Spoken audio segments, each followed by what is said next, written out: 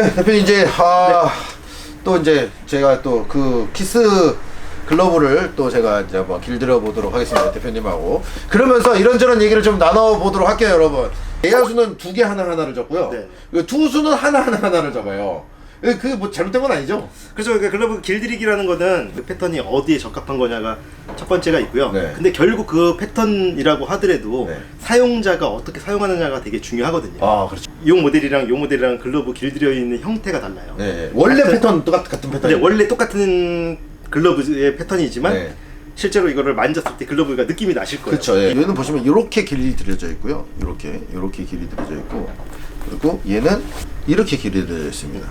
근데 저는 이런 식의 길들여진 글러브들을 굉장히 선호합니다. 사회인이라고 하는 선수잖아요. 네. 뒤로 안 빠뜨리기만 했으면 좋겠어요. 그 공을 빨리 빼서 뭐 던지고, 네. 이 다음 동작 그 다음 일이고, 네. 그냥 공을 일단 척척 그냥 잡혔으면 좋겠다고. 왜 이렇게 저는 사실은, 네. 솔직히 말씀드리면 글러브를 길들이기를 누군가한테 잘 맡기지 않습니다. 네네. 사실은 뭐 워낙 제가 야구를 많이 하는 것도 있지만, 그냥 나가서 이제 새 글러브 가져오면 이렇게 단단하잖아요. 그러면, 네. 이렇게 잡아갖고 이렇게 막 이렇게 꺾고 그렇게 한 다음에 그냥 가서 캐치볼 계속해요. 네. 그냥 그렇게 하는데, 왜 그러냐면, 저는 사실 뭐 우리 댓글에도 그런 댓글 많이 달리지만, 뭐가 있냐면 다른 유튜브를 봐도 그렇고, 이제 야구 글러브 길들이기를 하러 여러 군데를 가도 그렇고, 어떤 거 있냐면 이렇게 하셔야 됩니다, 꼭. 네네. 이런 말을 굉장히 많이 듣고, 네네. 그리고 저번에 우리 뭐 포수 미트 길들이기 하는 영상도 제가 이제 어떻게 보면 컨텐츠로 촬영을 한 건데, 네네.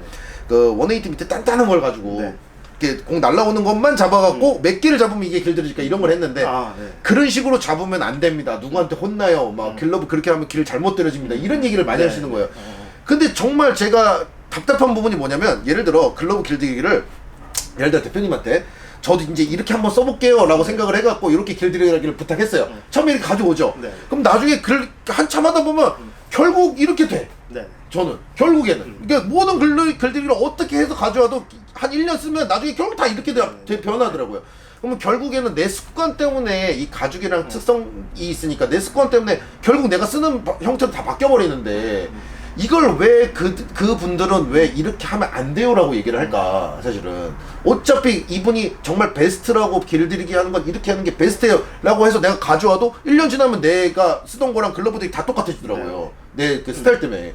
그러는데 왜 그렇게 얘기하는 걸까. 사실 그거를 좀 저는 질문을 드리고 싶었어요. 제가 생각하기로는 이게 각자 자기의 분야들이 있어요. 예를 들어 지금 보면은 길들이기만 전문적으로 하시는 분이 계시고, 또 용품점을 운영하시는 분이 계시고, 또 용품점에 글러브를 제작해서 납품하시는 분들이 계시고, 뭐 여러 가지 야구라는 산업 분야에서도 여러 가지 있는데, 제가 생각할 때 저는 그 여러 가지를 같이 경험하고 또 경험해봤다고 생각하거든요. 네네. 그렇다 보니까 저도 글러브가 좋아서 하다 보니까 그 박 사장님이 갖고 있던 질문들 같은 거를, 그런 의문을 제가 갖고 있을 때도 있었고, 그렇습니까? 또 그런 걸 갖다가 되게 유명한 작업자들은, 장인들은 어떤 생각을 갖고 있는지 물어볼 때도 있었고, 네네네. 이게 다르다는 거를 인식하지 않는 문화, 길들이는 게 있어서, 물론 어느 정도 틀은 있어요. 그러니까 그런 틀에 대해서 기본적인 지식, 근데 기본적인 지식은 공부해야지 느끼는 건데, 대부분의 글러브들은 예를 들어서 어떤 사람이 이 글러브를 길들인다고 했을 때 이 정보가 전부 다가 아니거든요. 그러니까 이거 하나를 길들인다고 해서 이 글러브 전체를 이해할 수 없거든요. 그러니까 그런 부분이 있기 때문에 글러브 길들이기 같은 경우에는 어떤 방법이 많이 정답이고 아니다라고는 얘기할 수 없는 부분이 있어요. 근데 요즘에 그 박사님 얘기하신 것처럼 좀 거기에도 저는 또 반대 의견을 갖고 있는 게, 그냥 날라오는 공을 아무리 많이 받는다고 해서 길이 잘 들지 않거든요. 그거는 특수성이 있는데, 박 사장님은 야구를 할 수 있는 시간이 굉장히 많이 허락되어 있죠. 그리고 제가 이렇게 영상으로 봐도 박 사장님의 어떤 수준에서는 날라오는 공을 정확히 자기가 원하는 포켓에다가 넣을 수 있는 그런 공을 던져줄 수 있는 사람도 있고요. 또 그렇게 잡을 수 있는 캐칭 능력이 되는데, 또 일반적인 경우에는 그런 시간적인 여력이 안 되시는 분들이 많습니다. 그럼 보통 길들이기를 한다고 그러면은 강한 볼로 일정한 부분을 때려서 글러브가 내 손에 맞게끔 변형이 돼야 되는데, 그런 필수 조건이 없는 사람한테는 되게 힘든 일이에요. 또 글러브는 길들이는 방법들도 여러 가지가 있거든요. 예를 들어 어떤 업체는 스팀을 이용해서 하는 경우도 있고, 또 어떤 무령부 하는 경우도 있고, 또 어떤 경우에는 손으로 오래 걸리더라도 손으로 잡아가는 경우도 있고, 근데 그 글러브들이 껴봤을 때 어떤 게 좋은 글러브예요 라는 느낌이 아니라는 거예요. 그러니까 그거는 각각의 고유한 방법으로 길들였을 때만 나는 느낌이 있어요. 그러니까 그러니까 내가 이제 그 글러브를 껴보고 어떤 느낌이 내가 좋아하는지를 알면은 훨씬 더 선택이 쉬워지시는 거죠. 어쨌든 저는 글러브는 사용하는 도구라고 생각하거든요. 그쵸, 네. 근데 이렇게 얘기하면 또 안 좋게 얘기하시는 분들도 있어요. 그게 뭐냐 그러면 무령부해서 좋은 글러브는 없다. 가죽은 물과 상극이다고 얘기하시는 분들이 있는데 그건 되게 잘못된 사고방식인 게 많은 게 글러브 가죽에 대해서 제작 방법을 알면 잘 관리해서 물을 이용하면 이 가죽이 물에 나쁘지 않거든요. 그러니까 왜냐고 그러면은 이게 제가 아까 무령부 한 글러브라고 이야기를 드렸고 이것도 이게 무령부 한 겁니다. 네, 그 무령부 한 글러브. 그리고 얘도 무령부 한 글러브인데 이건 이제 사토 사토 씨가 직접 한 건데 글러브 상태 보면 가죽이 상했나 보면은 전혀 그렇지 않아요. 좋은 상태거든요. 그거는 가죽의 제작 방법이 아까 제가 뭐 처음에 설명드릴 때 태닝이라고 한다 그랬잖아요. 그거는 스킨 상태를 갖다가 우리가 보는 가죽 상태로 만드는 방법에서 베지터블 태닝이라는 방법이 있고 크롬 태닝이라는 방법이 있는데 크롬 태닝을 이용해서 글러브 가죽을 만들거든요. 크롬 태닝이라는 거는 물과 기름을 계속 담갔다 뺐다가 세척해가지고 이 과정을 만드는 거예요. 모든 원단과 가죽은 이거 변형시키는 거예요. 피부 상태를 갖다가 가죽으로 만드는 게 변형됐다는 게 잘못된 게 아니라 우리가 원하는 형태 그 목적에 쓰기 위해서 제품을 변형시킨 거기 때문에 잘못된 방법으로 실패했던 경험 때문에 오히려 여러 가지를 받아들이지 못하는 경우가 굉장히 많더라고요. 한번 해봤는데 뭔가 잘못됐으니까 이렇게 하면 글러브 망가집니다. 그렇게 인식을 그냥 해버리는 그렇죠. 잘 잡히고 내가 편하게 사용하기 위한 도구로는 무령부가 좋다라는 게 아니라 무령부가 좋은지 다른 방법이 좋은지 여러 가지를 써보시고 자기한테 맞는 방법을 찾는 방법이 좋다라는 얘기를 드리고 싶은 거예요. 저도 사실 처음에 무령부에 대해서는 약간 그런 선입견이 있었어요. 야, 저 가죽을 저렇게 물에다 막 담궈버려도 되는 거야? 막 이랬는데 직접 해봤잖아요. 저는 몇 번 해봤는데 그게 플레이하러 가거나 야구 이걸 하러 갈 때 무슨 때깔이 갑자기 죽는다든가 막 이런 거 없어요. 그냥 똑같아요. 그래서 뭐 문제 없는 거구나 이러면서 이제 저는 썼었거든요 사실. 그리고 저는 반대로 무슨 생각하냐면 그런 무령부나 뭐 이런 방식으로 저렇게 하면 뭐가 잘못되고 뭐 스팀으로 하면은 뭐 예를 들면 뭐 끈이 꼬인다든가 뭔가 이런 게 있다고. 근데 저는 무슨 생각하냐면 근데 그게 뭐가 그렇게 문제야 이런 거죠. 왜냐면 글러브를 내가 오늘 구매를 했어. 그럼 그 상태로 내가 야구 시합을 안 할 게 아니기 때문에 야구 시합을 하면 어떻게 됐든 데미지가 생기는 거고 어찌가 그때부터 중고가 되는 건데 너무 사람들이 어떤 글러브 길들이기에 대한 환상과 뭐 그런 것들 때문에 글러브를 너무 신성시 생각하는 그런 부분들 때문에 이거를 자꾸 어떤 논쟁이 생기고 싸움이 생기고 그러는데 그거는 좀 뭔가 잘못되지 않았나 라는 생각을 좀 해본다.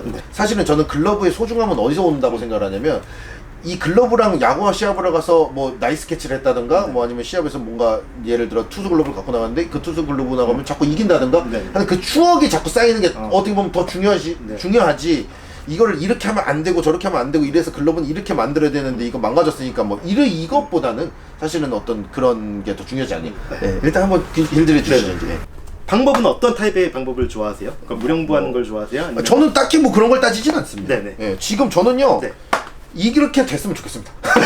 그러면 이거는 무령부 해야지 이런 느낌이 나요. 그렇습니까? 그렇습니까? 그럼 무령부를 해야 되나요 지금? 그럴까요? 약간 미지근한 물인 거죠? 이게 보통 가죽마다 그 가죽의 성질마다 이렇게 물의 온도에 따라서 민감한 가죽들이 있어요. 그다음에 끈도 그렇고요. 그러니까 이제 예를 들어서 가죽과 끈은 다른 어떤 색상이랑 다른 성질을 갖고 있는 끈을 사용하는 경우가 많이 있기 때문에 이런 글러브를 좀 이해를 하고서 그 적절한 온도를 맞춰야지 되고요. 사실 이거는 일반 분들이 하기에는 겁이 나서 못하는 사실은. 물르면 어떻게 되는데 뭐 잃어버릴 수 있거든요 사실은. 근데 이렇게 좋은 글러브 가죽들 같은 경우에는 이미 이런 그 충분히 물에다가 담갔다 빼고 약품 처리라는 과정을 거쳤기 때문에 이제 이렇게 글러브가 좀 충분히 온기가 있는 상태예요. 이제 이 상태가 글러브를 성형하기 좋은 상태이기 때문에. 오케이. 그리고 이제 이 글러브 같은 경우에는 박사님이 좋아하는 스타일 자체가 스탠다드 타입에서 박스 타입에 걸치는 형태이기 때문에 이제 스탠다드 타입은 공을 네 번째 손가락이랑 다섯 번째 손가락으로 이렇게 잡히는 형태예요. 그러니까 요축 부분과 엄지 부분이 좀 부드러워야지 요 기점으로 부드러움이 생기는 거죠. 그래서 이제 여기 힌지 부분이라 그러는데 이 글러브의 특징이 이제 일자형 펠트 부분이랑 니은자 펠트 부분이 합쳐진 글러브예요. 이 안에 구조를 보면 이렇게 심지가 하나 들어가 있고 이렇게 하나가 들어가는 형태이기 때문에 이제 이쪽 부분을 좀 부드럽게끔 접히는 라인을 잡아주고요. 그러니까 엄지도 마찬가지로 이렇게 형태로 잡아주고요. 칸 반에서 3칸 정도 가는 형태로 좋아하셨거든요. 네네네. 그래서 이 정도 느낌으로 네, 가는 맞습니다. 그리고 이제 이 웹에 이렇게 이거 그 끈이 이렇게 X자로 처리가 되는데 이쪽 부분이 글러브가 좀 탄탄해요. 그래서 글러브가 접히는 라인이 웹 쪽은 좀 부드러워질 수 있게. 또 중요한 부분이 이 손바닥의 컴파운드가 글러브는 일반 이 손바닥의 가죽을 원판이라고 그러고요. 네네. 요 뒤에 부분을 라이닝이라고 그러거든요. 그러니까 이 가죽과 사이에 이제 컴파운드라는 그리스라는 재질이 본드 같이 있어요. 뭘 본드 같은 붙여주는. 거. 그 동물성 어떤 그런 네네. 기름 성분인데 접착 역할과 윤활 역할을 하는 그게 이제 뭉치기 쉬워요. 지금 글러브가 좀 부드럽잖아요. 네네네. 따뜻한 물을 이용해서 글러브 부드럽게 만들었기 때문에 이제 그 상태에서 좀 손바닥을 때려주면 이게 컴파운드가 퍼지면서 균일하게 자리 잡게 되죠. 그리고 이제 여기를 이렇게 접어주시면 이걸 보고 또 글러브를 뭐 막 모르는 애 안에 하시는 분들 많은데 글러브를 만들 때 누구나 다 글러브를 이 부분을 만지게끔 되어 있거든요. 근데 이걸 잘못 오해하시는 게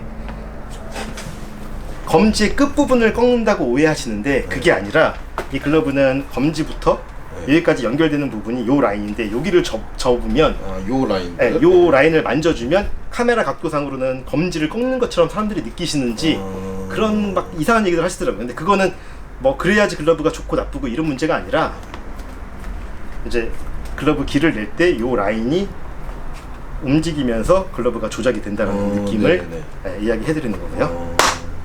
그래서 어느 정도 형태가 잘 만들어진 글러브는 이렇게 때리면 자기가 원하는 형태로 그러니까 요 라인이나 요 웹 쪽 부분을 힘을 받으면 글러브가 조작이 되게끔 되어 있죠. 그러니까 이렇게 되기 쉬운 구조와 형태를 이제 만드는 거고 이거를 물을 이용해서 하면은 훨씬 더 효과가 크게끔 만드는 거예요. 아까 그런 느낌이 나게끔. 잘 만져진 것 같고요. 한번 껴보세요. 네네. 뭐 이거는 글러브가 손에 넣는 순간 기가 막힙니다. 그럼 이렇게 이제 진짜 손 넣자마자 이렇게 좋은 느낌들 나는 글러브가 있잖아요. 네, 완전히 프리미엄 네, 어떤 느낌 나는 것들. 그런 것들 중에 또 뭐가 좀 있을까요? 그러니까 제가 볼 때 박사장님이 포수 되게 이렇게 좋아합니다. 포수 밑에 관심이 네, 많으신 것 전 같은데 포수 밑을 엄청 좋아합니다. 이제 그 정도로 우리가 보면 포수 밑에 뭐 어떤 게 제일 좋다고 생각하세요? 포수 밑은 하타케야마 지금. 네, 그럼 제가 하다케야마 한번 포수 밑은 하타케야마 아닙니까? 그렇죠. 요거죠, 요거. 네, 이게 또 하다케야마 중에서도 제일 그냥 제일 많이 좋아하시는 M8번 시리즈예요. 저 이거 하나 갖고 있습니다. 네. 뭐 최고죠, 뭐. 하타케야마. 왜 최고로 생각하시죠? 모르겠습니다. 저는 되게 M8이 많은 분들이 M8 하시는데 왜 M8이 최고인지를 물어보면 박사님처럼 글러브에 관심이 많으신 분들도 잘 몰라요. 잘 모르는 경우가 많아요. 그러니까 그게 어떤 거냐 그러면 제가 생각할 때는 그냥 많이 들었던 글러브가 M8이라고 생각하니까 좋은 글러브라고 생각하시는데 맞죠.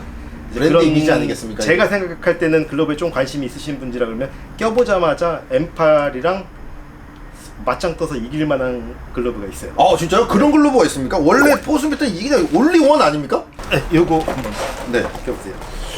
이거는 어떤 글러브인지는 아실 것 같은데 야,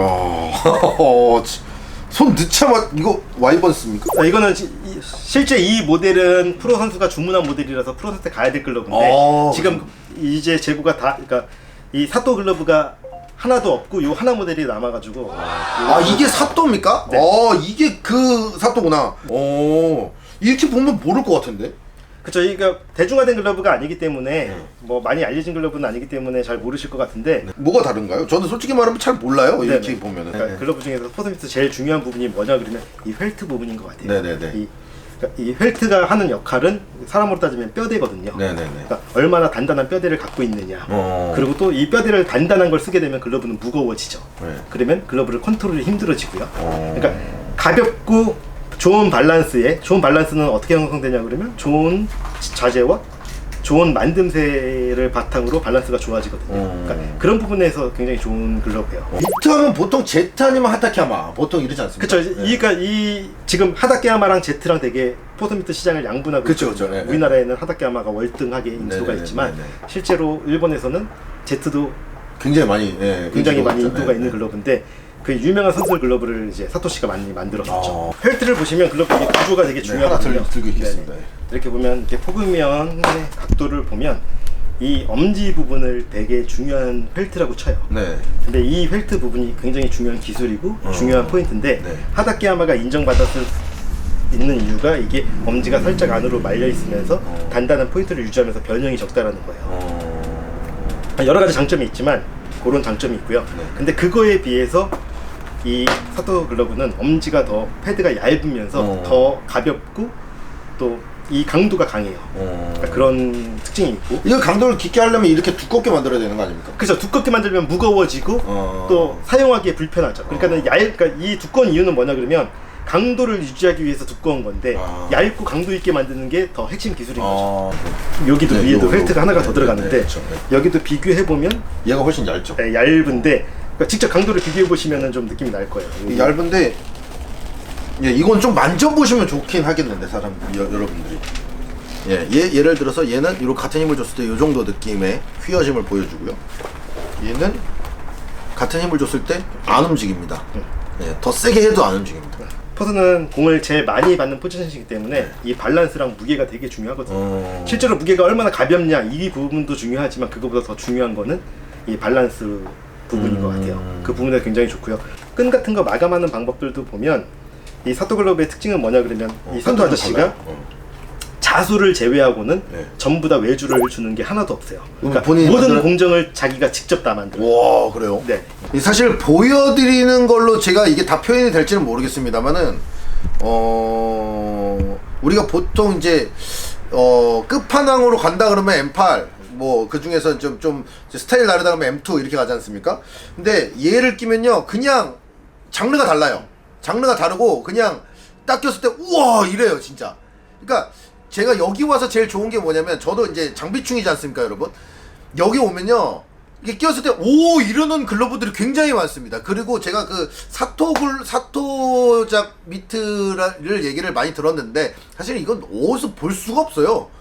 이게 어디 가면 볼 수 있는데 이랬는데 지금 제가 여기서 처음으로 이렇게 보고 이렇게 했는데 와 기가 막힙니다 이거는 진짜. 자 그러면은 이게 지금 여기서만 파나요?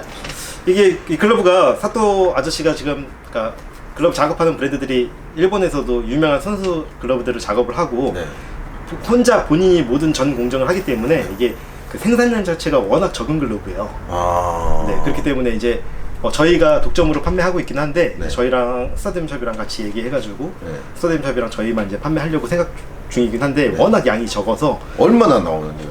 지금 한 달에 저희가 이제 원래 3개씩 세 개요? 3개씩 받다가 이제 저희가 지금 많이 늘려서 5개 정도를 만들었는데 근데 예를 들어 지금 오더를 한다고 그러면 6월달 오더는 다 끝났고 7월달 끝났고 8월달 거는 저희가 이미 다 주문이 다 완료가 돼 있어요. 그러니까 지금은 이제 9월달 거 만들 분량 중에서 오더가 들어가게 되는데 지금 이제 오더하면 아무리 빨라도 9월달에 제작되는 글러브가 저희한테 실제로 들어오는 거는 10월, 11월 이 정도 돼야지 들어올까 말까인데 또 이제 뭐 일본이랑 지금 이제 항공기가 안 뜨고 그쵸 문제가 있으니까 문제 있죠. 더 오래 걸릴 수 들어오는데도 더.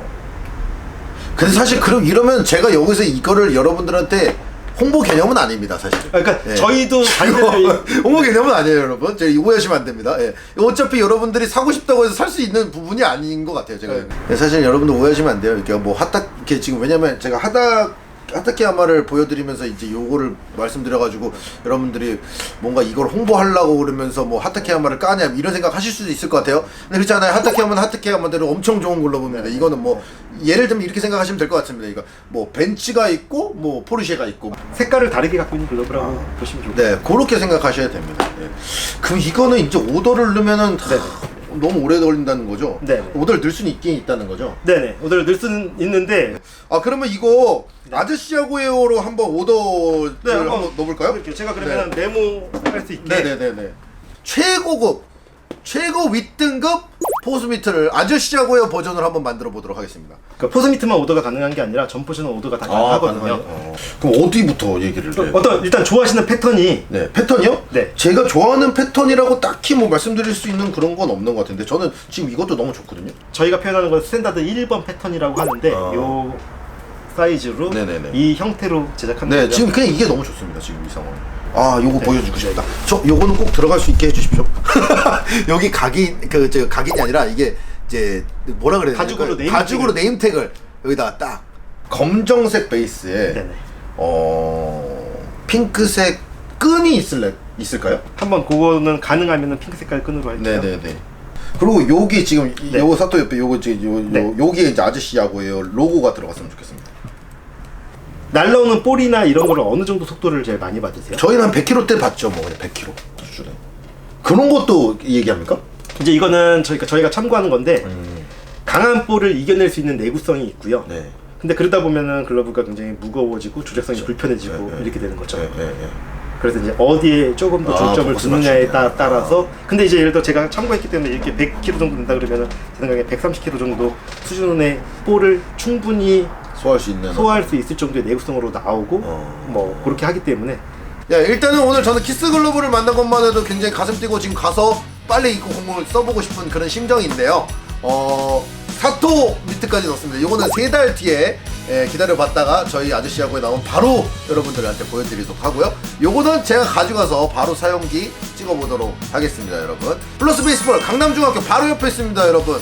일단 여기 오시면 여러분들 눈이 다 돌아갈 만한 글러브들 천지로 그냥 뭐 있으니까 많이 찾아주시면 감사할 것 같습니다. 오늘 영상은 여기까지 하도록 하겠습니다. 이 영상 재밌게 보셨다면 구독 좀 눌러주시고요. 좋아요 눌러주시고요. 댓글 남겨주시고요. 알람 설정까지 부탁드리겠습니다. 감사합니다. 플러스 베이스볼이었습니다.